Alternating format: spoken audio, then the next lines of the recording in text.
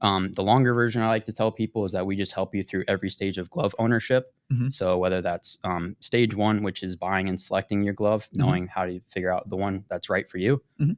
After that is getting it broken in properly so you can use it in the game, have Uh-huh. it ready to go.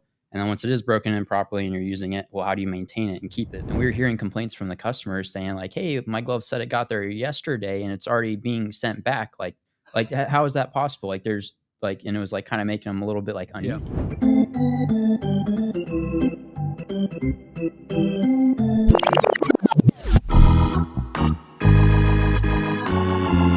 Welcome everyone to another episode of Beyond the Glove. As always, I am your host, Ben Loafman. So I got a short story before we dive in today. And I've talked about this before here on the podcast, but this past winter, I attended the ABCA conference in Washington, D.C. Super cool conference. If you love anything baseball, you should at least once in your life pay a visit to the trade show portion of the conference. Gloves, bats, batting gloves, sunflower seeds, bubble gum, uniforms. Folks who specialize in those types of things set up booths to catch the eyes of coaches who come for the educational portion of the conference.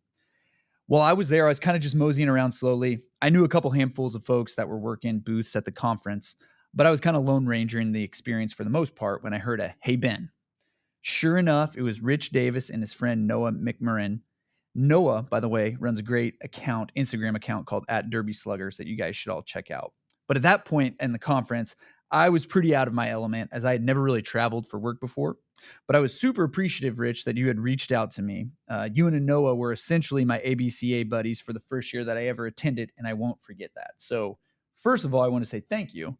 And second, welcome to the show, man. Yeah, thank you for having me. I love what you guys are doing with the podcast. And I think you guys give out great information. So for me to be on here is really cool. And I don't think I knew that before. That was actually your first time at the convention. No, I'd never been before. So we talked a little bit before we got out there. I was like, I knew you were going to be out there. So, yeah. But I was glad that you found me and said hi. So. Yeah, it was just my second time, so wasn't the greatest guide, but we got through it. We were both newbies, so yeah. No, that convention's always fun. So it is really cool. A good one. So glove refresh, getting us started here. Give us, you got 15 seconds. Just give us the elevator pitch of what glove refresh is. All right. So the quickest I could do is that we provide services for gloves. So the main ones being break-ins and then relacings. The longer version I like to tell people is that we just help you through every stage of glove ownership. Mm-hmm. So whether that's stage one, which is buying and selecting your glove, knowing how to figure out the one that's right for you. Mm-hmm. After that is getting it broken in properly so you can use it in the game, have it ready to go. And then once it is broken in properly and you're using it, well, how do you maintain it and keep it lasting as long as possible? Okay. And then the fourth and final stage is what happens if something breaks. What do you got to do to repair it? Mm-hmm. We try to help with content, services, all that stuff through every stage. Nice. So cool. I didn't know that with the helping with the selection at the beginning. Mm-hmm. And I didn't prepare you for this, but do you guys have like a phone number that people, if they wanted to call in and absolutely chat? Yeah. Nice. Yeah. It's at the very bottom of our website and I post it pretty much everywhere. It might even be on like social media pages too, but we're pretty prominent with that we want to help with customer service. If you have anything in need, reach out to us and we'll help you. Nice. Do you get a lot of calls or people like, I don't know who to call? Like, can you guys help me? Yeah. There's a lot of times that we don't do every service. Like a lot of times with liner repair and stuff like that. Yeah. Or for people to like Mac provisions and stuff like that. Mm-hmm. But yeah, anything we can do to help. Nice. Very cool. And geographically, where are you guys operating right now? We are in Tallahassee, Florida. Okay, nice. Mm-hmm. And so when I hear Tallahassee, Florida, I think crazy baseball people live there. Is that correct? Is that fair to say? Yeah. I don't know. It's not huge for baseball there. Obviously, that's where Florida State's at. Yeah. There's a lot of teams that are there, but not a whole lot of tournaments and everything. Okay. And so that's why it's kind of weird because like most of the tournaments that I go to are in Panama City, which is like 2 hours away. Okay. So that's one thing I'm trying to do is grow baseball in Tallahassee. So there you go. And I feel like as you go down the Gulf, that's like where it starts to get pretty wacky once you get to like Tampa and all that. That's where you got like the spring training stuff down there. Yeah, all that. And I feel one time before I worked here I worked events with Louisville Slugger, and we went to like Fort Myers, and it was just like they're like all day, every day, and like people were playing nonstop. Yeah, so I remember when I was growing up playing at like JetBlue Park, and then the fourplex down there in Fort Myers. So yeah, that's definitely an area I spent a lot of time in. I think we're at Terry Park. I think it was like an old minor league. There's so many down. It was there. Like it was really cool actually because it was an old minor league facility. I think the Royals were there at one point, maybe the Twins at one point too, and they still had some of the buildings that were like the locker room and all that were still there when the professional team. So it was kind of cool because it was like the graveyard of a spring training complex or something like that. Is that where the Royals go? I wasn't sure if they went to like Tampa or if they go out to Phoenix. So they're in Arizona now, but before they tried to do, this is way off topic, but I love it. It was called Baseball City, Florida, I think is what they tried to do, which I think was similar. They used to have the Dodgers used to have Dodger Town in Florida. And the Royals tried to make like this whole spring training experience in Florida. It didn't end up working. And they've since moved their spring training to Arizona, but it is kind of a cool. No, I've never heard that story. So that'll be something else. You could definitely, I'm sure there's stories about it. I might not have got everything right. So feel free to fact check me. Yeah. But getting back to Glove Refresh. So the size of your team, how many people do you guys have working in there? Currently, other than me, I believe we have 5 people. Okay. Yeah. So we just hired on one earlier this week. Nice. And then this is some bad news, but at the end of this week, we're going to be losing Decker. Oh, okay. Yeah. So she's going into medical school for anesthesiology. Really? Okay. Yeah. And so we've known it for a long time, but she was like the first person I hired, which is going to be tough. Yeah. Okay. She does most of the customer messages, emails, and a lot of that stuff. So I guess that's an okay reason to be losing someone. You're like, all right, you're moving. Yeah. You're moving up. It's not for bad reasons. We knew it was coming, but it's still tough. But. I thought you were gonna say, we're firing. No, no, all good. Nice. That's funny. And then so the guys and ladies that work for you, do they typically come in? So do they know how to lace gloves and clean gloves when they come in, or is that something you provide them when they? Yeah, most of them come in with absolutely no experience at all. I'll tell you a little story. So the very first person I hired, this was actually before Decker. It wasn't he wasn't like a full-time thing. Like he'd help me out a couple hours a week. I think like in total I ended up paying him like $300 for like everything, like pretty short period of time. But he came in with a little bit of a knowledge of glove relacing, and that honestly made the training a little bit tricky. Okay. Because like I'd be like, all right, here's how we do things, whatever. And he's like, oh, I've always done it this way. Okay. And so that was a little bit tricky. Okay. Since then, pretty much everybody that's come on has like absolutely no experience whatsoever. And so it's been great because we have a clean slate. Nobody has any bad habits, and we can teach them the proper ways from the start. Nice. So. Is that hard? Like teaching? Oh, dude, absolutely. The amount of patience that you have to have, when like I can relace a glove in like 20, 30 minutes. Like if I'm, doing like one of the iWebs back here, pretty quickly. And so that's how we make money is relacing gloves. Yeah. And so if I can do it in 20 minutes, having to train somebody their first time, they're probably going to be like an hour and a half or something like that. But you just have to let them do glove after glove after glove.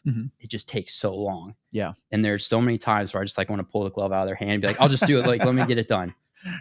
So yeah, you have to have a lot of patience, but after they've been doing it for a few weeks, few months, they start getting it going. And then once they can do it on their own, then all that time and stuff and investment that you put into training them ends up paying off. But nice. A lot of patience. One time I saw on Instagram or something, there was some account that put up a hilarious video, and it was like POV teaching someone how to relace a glove, and they played the Titanic music, and the guy like reached his hand around the other person like they were. I don't know if I've seen that one, but I can imagine that. It's pretty funny. It was pretty funny to watch, actually. Because there's, especially like with knot tying, like trying to explain that in words to somebody, it's like, well, you do the right over left and then like loop under, and it's like, it's tough to explain, but like I can show you. Yeah. No, that's funny. That's actually really cool. I like that you guys, if you don't have any baseball experience, like sometimes that's actually helpful. It reminds me of our contact center, customer experience center, where it's like, if you never played any baseball, it doesn't matter at all. You can, although sometimes those anecdotal things that you learn are helpful with helping customers. It's more essential that you're if you can be a good employee, then like we'll teach you whatever you need to know. So that is pretty cool that you're kind of embracing that and not just limiting it to like, oh, you have to be a fast pitch lady or a baseball guy or something like that. No, so you don't have to have the skills. As long as you have the passion, the interest, we can teach you the skills. Nice. So. That's cool. And so is Glove Refresh, are we strictly e-commerce right now? No. I mean, that's probably what it is for a lot of people, obviously, because like if you're in other parts of the country, you can't come, drop off to us and stuff like that. Okay. But no, I mean, you want me to get into all of it? I mean, it looks because the transition's happening. So you've done a pretty impressive job of documenting the update that you've made to the to your business operations. So before recently, you guys were doing where were you doing your work at? Out of my actually, I can go back even prior to this and tell you like how it first Yeah, started. yeah. Go ahead. Because like before I had the website and everything, I was doing just tournaments. Okay. And so like when I moved down to Florida, I was in a new city, had absolutely no connections, nothing. And so like obviously if you're just in your garage all day saying I Relace gloves, nobody's going to come to you. Like nobody knows you're there. And so how do you get your name out there? And so I would find these tournaments on websites, get a hold of tournament director, go set up there. And that was kind of how I started getting things going. Yeah. And then it wasn't until after I had done multiple tournaments where people kind of knew I was going to be there that they started like reaching out and saying like, oh, hey, I don't have my glove with me today. Is there another way I can get it to you?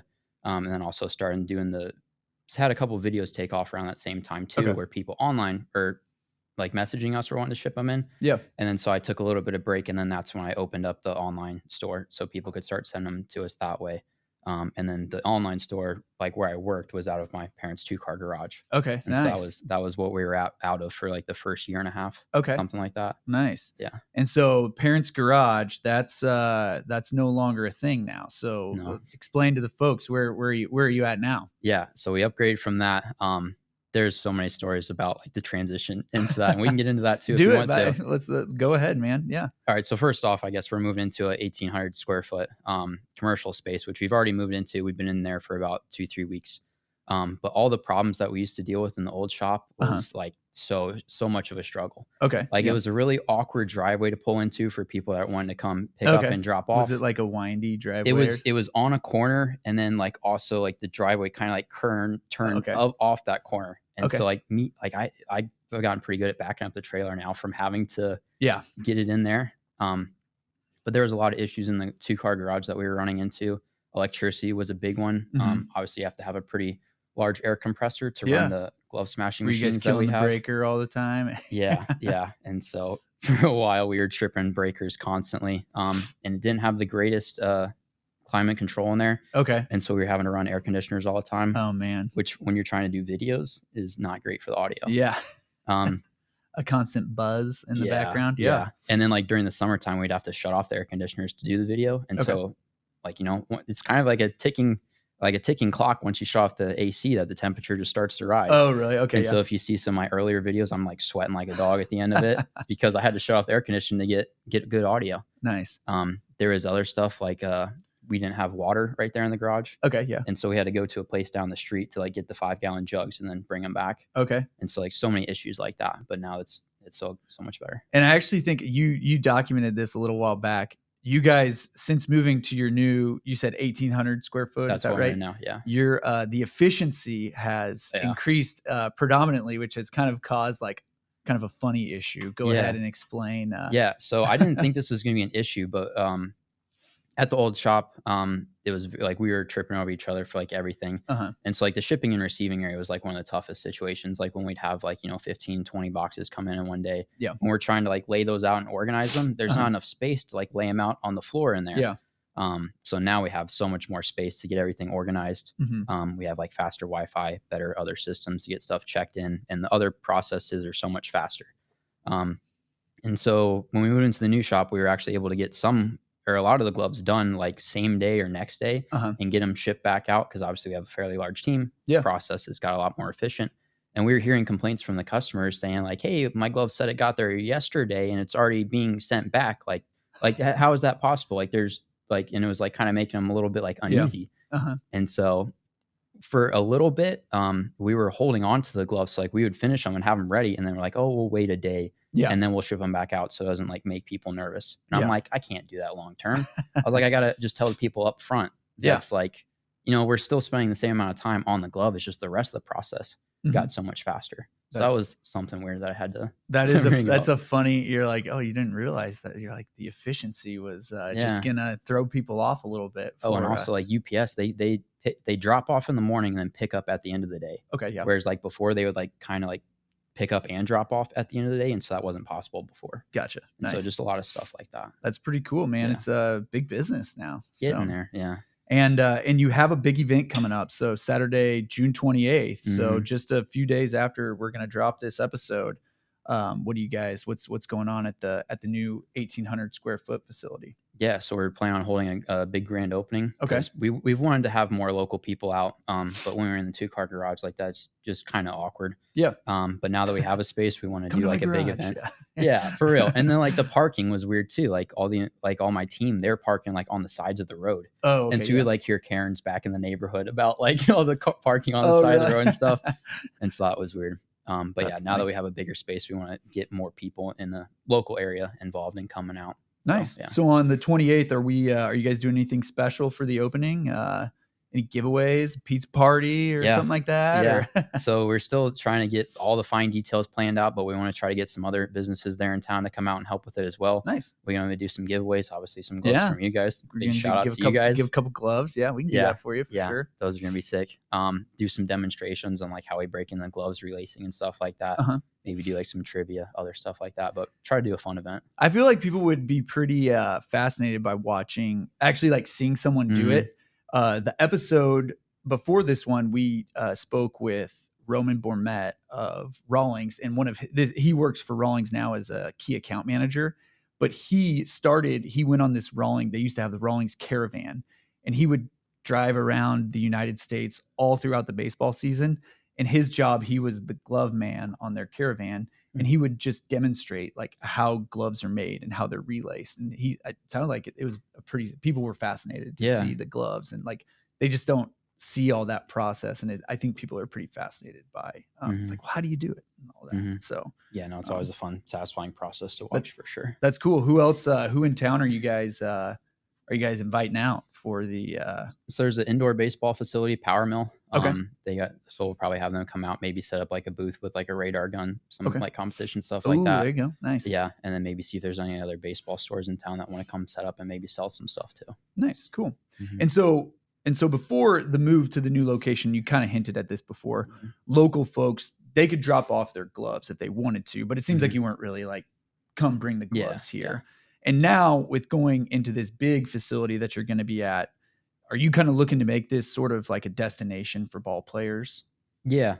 Eventually we want to work up to that. Right now we're kind of just trying to make it like our dream shop for like the people that work there. Yeah. Okay. And then obviously once we grow and expand, have more room, then how can we get more people to, have stuff to do when they come here? Yeah. Because like right now it's more just like a workshop. So you can come show up and like pick up and drop off and you can see what's going on. Yeah. But there's not really like a waiting area or like other stuff for them to do. So you're kind of just going to be awkwardly standing there. No, I'm trying to think. So here, and I don't know if they have this in Florida. They have like Discount Tire is like one of the and it's like all they do is tires. So you can go in, but it's kind of fun because they have a huge window and you can watch the dude like take the tires off your car and put the new tires on. I feel like that'd be cool if you had like or like Krispy Kreme donuts, or you can see the donuts being made. If you guys had like a clear glass and you could watch the person there working on the gloves. You got some good ideas. Because we are working on building out our lobby area. And we want to try to have it open to where they can still see into the shop. And so if people want to, get a same day service done, then they could do something like that. Would be cool. That sounds pretty fun. I love that stuff. Like seeing how it's made and all that is always pretty cool. So, and with your shop that you have right now, are you looking, is Tallahassee, is that the only place you're thinking, or what's the dream for Glove Refresh beyond where you're at right now? So, I mean, the big overall dream for Glove Refresh is just create a company that can, is great for the people that work there, great for the customers, and a company that can continue to grow and outlast me, like even after I'm gone. Okay. Like that's the big dream. Nice. For that like location in general, or what was your main well, no, question you're good. again? No, I guess as far as like, are you looking for like, would you want to have multiple locations or something like that? Yeah. So that just comes down to like, I guess like what ends up being the most convenient for the customer, and that I'm still trying to figure out. Whether that's, just having like regional locations to get shipping time down, and then like, in the bigger baseball areas that people can come to. Yeah.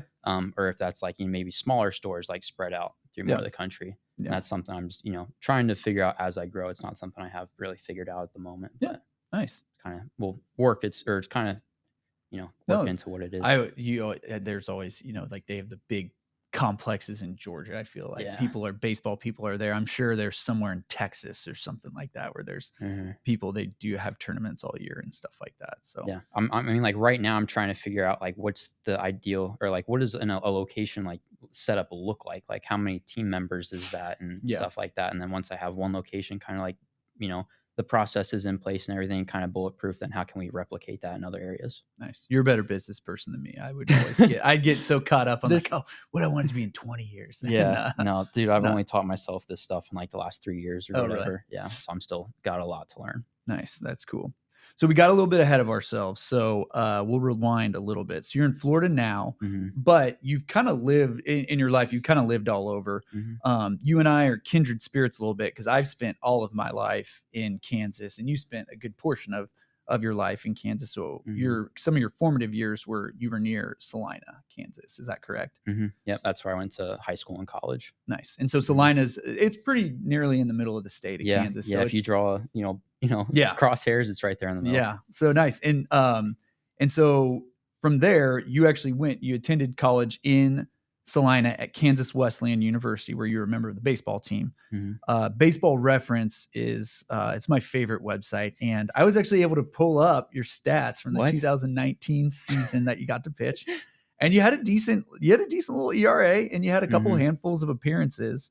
But it seemed like that was your last year. Why'd you stop playing ball? So I originally went to Kansas Wesleyan. For those that don't know, I mean, I got my college scholarship the summer of my senior year. Okay. So I was already out of high school. Oh, okay. So I thought like it was kind of over. Okay, yeah. And then I got an offer from Kansas Wesleyan during that summer because the team I was on was absolutely insane. Okay. The Falcons, we went 35-2 that year. Okay, and won wow. a state championship. Nice. That was the best summer of my life. Nice. But yeah, so I got the scholarship to go play at Kansas Wesleyan, and they didn't really have the degree that I was looking for. Okay. And so I just ended up going there for physics and was mainly there for baseball. Okay. The team, I guess I didn't see as much growth potential on the team as I thought. Like I was already kind of high up there, like on the pitching rotation. And so I wanted to go to a larger school where they had my degree.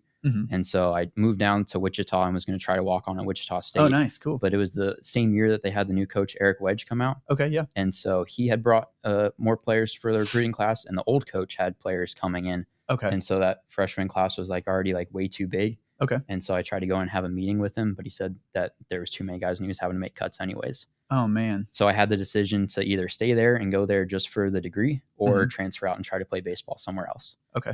And I ended up just staying there for the degree. But what was the degree? Product design and manufacturing. Okay, nice. Very cool. That's wild. So I had noted on here that you're a physics major, and I thought that was pretty interesting. Obviously physics is pretty broad. What you're studying at Wichita State, I don't even think I can spit that back out. That's a very specific degree. Product design and manufacturing. What were you, as far as like if you had a dream career as a 19, 20-year-old, what were you thinking of as a career? At that time I thought it was like mechanical engineering was what I was thinking. Yeah. I mean, like when I was a kid, I thought like being an inventor was like the coolest thing ever. Like being able to pull ideas out of your head and actually put them into reality, and then like how that can benefit other people, I thought was just so cool. But I didn't really know like what that title was or what that job was. Yeah. And I thought that was like mechanical engineering.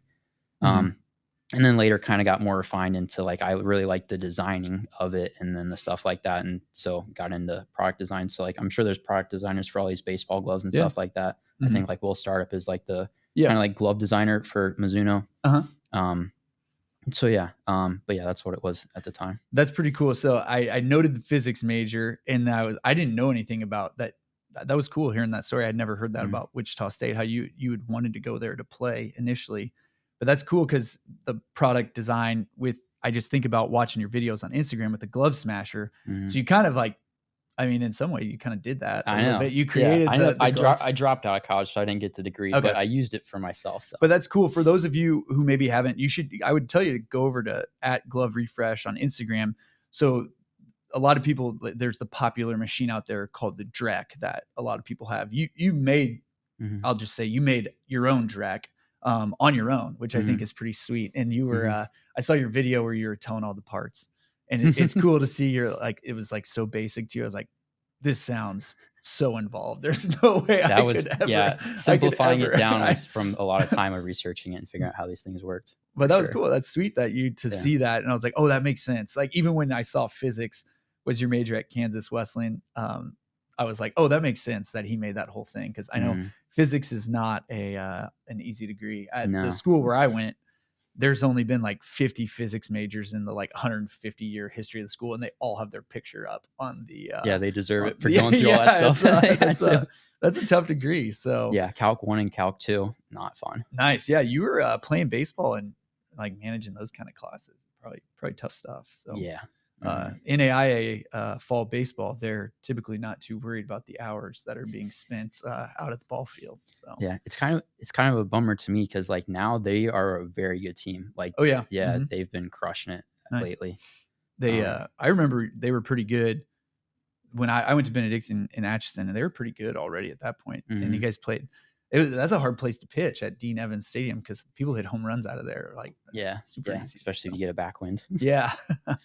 But okay, so the idea of glove refresh. So I'm interested. So at Kansas Wesleyan, is that when you started to learn to relace gloves? No, I taught myself actually back in high school when I was a junior in high school was when it first started. Okay. I started throwing harder at that point, and I was playing catch with my dad a lot, and he didn't want to keep using a fielding mitt. He wanted to switch to a catcher's mitt. Okay. But I couldn't afford a new one. So I had my old one that my uncle had used, but I think it was like 30 years old. It was falling apart. Okay. And then so that's kind of when it started, was figuring out how to refresh that thing for him. Nice. And did you just were you like pulling out lace and replacing it, or that's how you did it? Nice. Pretty much. So I tried to find as many YouTube videos as I possibly could, but obviously they don't have one for every single glove out there. That's true. And so, I would just pull out the lace and immediately follow it with the other needle. And I think the first catcher's mitt I did took me like 3 hours or something like that. Yeah, it was definitely gotten a lot faster since then. I assume, and I don't think he had a catcher's mitt video yet, but I assume you probably came across, I always mention it, Dirty 30, leather and lace. But I think it wasn't until like 2020 that he did he added a catcher's mitt video to dude, I've watched so many of his videos. So many late nights staying up just watching that stuff. That's funny. I only like every now and I get someone asks me to do a mitt every 2 or 3 months. I probably try to pull it up. I probably don't do it well, but I typically have to go back to his video to watch how to do a certain. I really wonder whatever happened to that guy, because he made a lot of videos and I don't think he's made one in a few years. I spoke to I was speaking to Jay McAvoy a little while back, and he said he's talked to. He said he's good. He just. I don't even know if I ever saw what he looks like. So. I've definitely watched a lot of his stuff, so I think it'd be cool to eventually maybe meet him someday or something like that. No, it's funny. He has his imprint, his fingerprint on the glove community is vast. Yeah, relacing world for sure. Oh yeah. So while you're at Kansas Wesleyan, are you like a baseball junkie? Are you like, your glove, your bat, you got all the accessories or anything like that? Yeah, at the time I was obsessed with baseball. Okay. Obviously I didn't have the bat because I was just a PO. There you go. Yeah. I should have told him I was a 2-way player because I missed out on, getting a bat, a helmet, and all that other gear. But I enjoyed being a PO as well. But yeah, I was totally obsessed. Nice. And I always find this really interesting now, and the bit that I've gotten to know you. So nowadays you're like you said, it's more business for you, right? The glove refresh, as opposed to like you're not up watching like MLB Network or anything like that at like 10:30 at night. I'm not. I don't follow baseball as closely as I definitely used to. Like I couldn't name any of the MLB rosters or anything like that, or tell you what their records are or anything anymore. I still watch FSU baseball a lot. I'm still a big supporter of them. Yeah. Other than that, though, not as much. But yeah, it's more of just figuring out how to build and grow the company. Okay. And so going back to junior year in high school, you're relacing uncle's old catcher's mitt. Was that when the glove refresh idea was first hatched in your mind? Glove refresh? No, back then it was actually R3 glove repair. Oh, really? Okay. Yeah. What is R3? So that was kind of like my grandma's nickname that she gave me. My full name is Richard Allen Davis III. Oh, okay. And so nice. she would just call me R3 for short. And then I kept that kind of into the phrase at the bottom of the kind of like what we do. It was relace, repair, and recondition. Oh, and nice. So it was the 3 there you R's. Go. I like that. So that's kind of did with that. But no, glove refresh didn't form until I was out of college, stopped playing baseball, and I was actually working at the motorcycle shop at that point. All right. I am going to cut you off real quick. Okay. So back to so were you like were kids paying you to like fix their gloves and things It wasn't as big as that. No, honestly, I was more of having to like beg kids to like, hey, will you let me clean up your glove for you? Your glove's gross. Like seeing all this stuff, and I was like, I'll even do it for free if you want me to. Like, just let me practice, and I want gloves to work on. Nice. And then a little bit, I would get requests for it, and at that point, I'd have to come up with prices and stuff like that.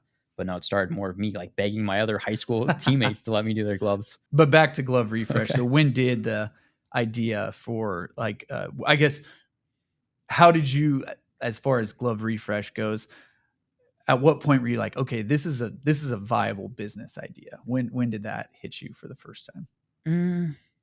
I don't know. Because when I was working at the motorcycle shop, like I didn't like advertise the business or the glove repair at all. It was still R3 glove repair at that Okay. time. Yeah. But I would still get requests every once in a while, like, "Hey, are you still doing gloves and stuff Okay. like that?" And so I always had that thought in the back of my mind, like, this is a need for people, Yeah. and there's not a whole lot of other people that do this. Mm-hmm. But yeah, no, the timeline has gotten like so mixed up in my head from Really? trying to remember all of it because there's like so many different parts and pieces that just like added up over time. It wasn't like it was like one specific instance where like everything clicked. Okay. And you had mentioned earlier, so you were you went to Wichita State for a little bit, and then you stopped going to school and you were working at a motorcycle shop. Mm-hmm. And at this time, did you still was there like a R3 website, or was it just There was never a website for R3 glove repair. Was this just Instagram? No. Or yeah, pretty much that's all it was just my Instagram page. Nice. And okay. So I had a. Can we still find art at R3? It's still the same page. Is it? I just changed the name. Okay, yeah, nice. So if you scroll all the way back, like you can find the logo on there and like see the first couple gloves I did back in 2017. Nice, that's pretty cool. Yeah, because I had built up to like 500 followers or something like that, so nice. I had to keep that Instagram and then flip it over. But I got an even crazy story from like back in college that I don't think a whole lot of people know about. But it's kind of cool.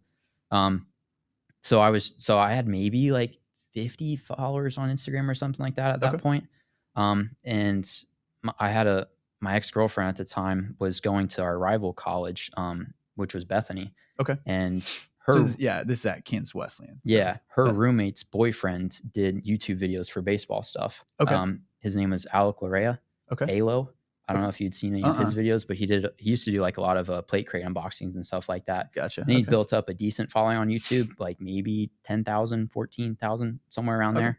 And so I watched a couple of his videos and I thought that was really cool. Yeah. And I was like, hey, I know you do content. I do baseball stuff. Would you want to do a collab to help me, grow my channel and I can do your gloves for free? Mm-hmm. And so helping him do his stuff was what got me from like 50 followers up to like maybe 500, something like that. Mm-hmm. And so that was like the little bit of boost. That was pretty cool. And that was pretty cool. And I got to meet up with him at the first ABCA convention that I went to because he lived in Dallas.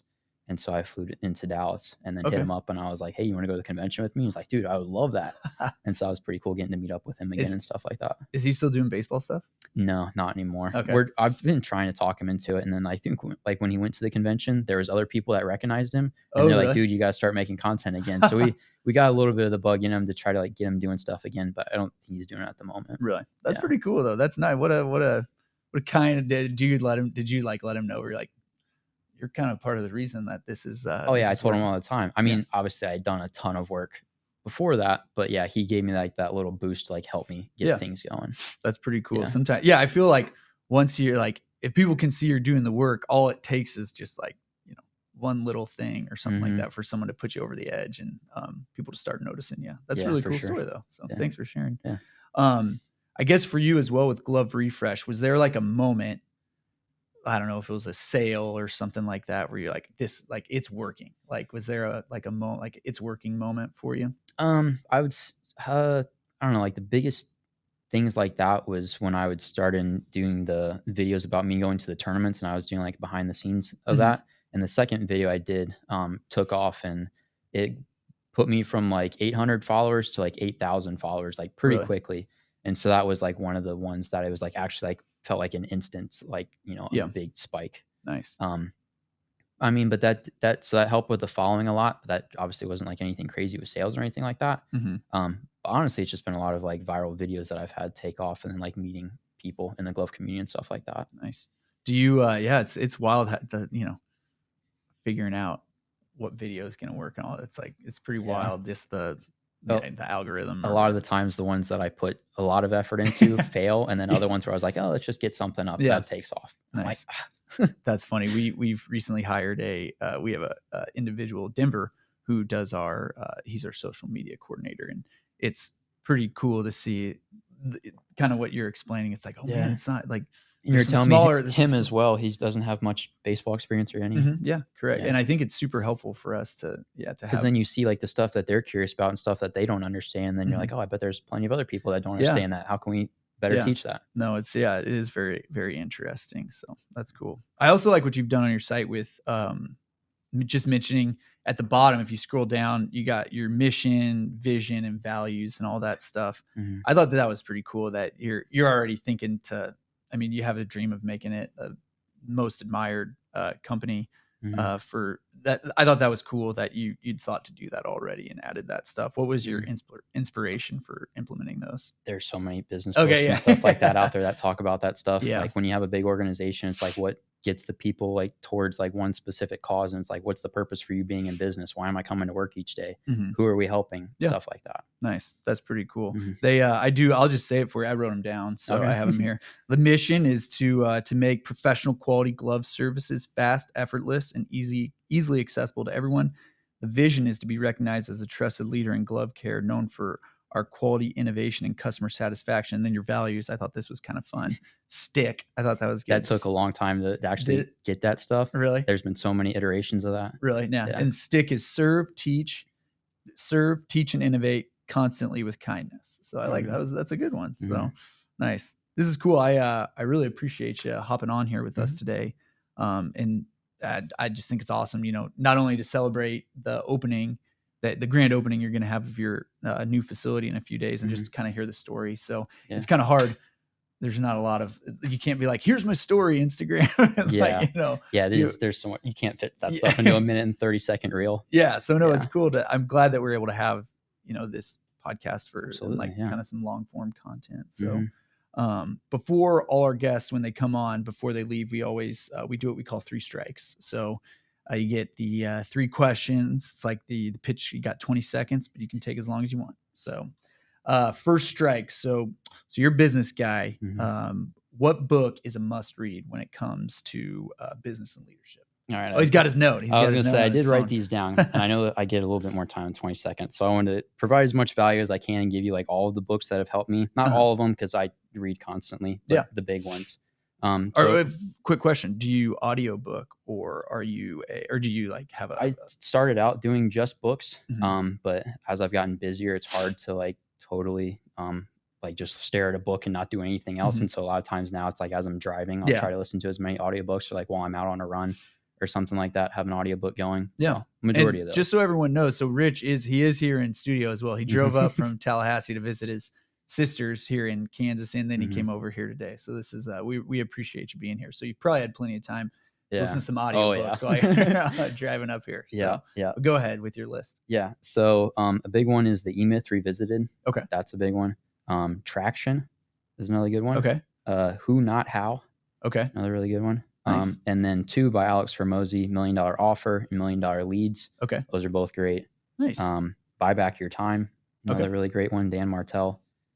Building a Story Brand, which if you're like working on website design, stuff like that, is huge. Being able to like simplify kind of like the path your customer goes through of finding you and you helping them and stuff like that is really big. Nice. Unreasonable Hospitality. Okay. Great for customer service and learning how to keep a lifelong customer.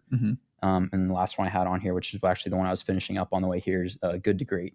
Okay. Another really good one. Nice. Good. Who does Good to Great? Jim Collins. Okay. I feel like he's a pretty big name. Yeah. He's got quite a few of them. Beyond Entrepreneurship was another one. Yeah.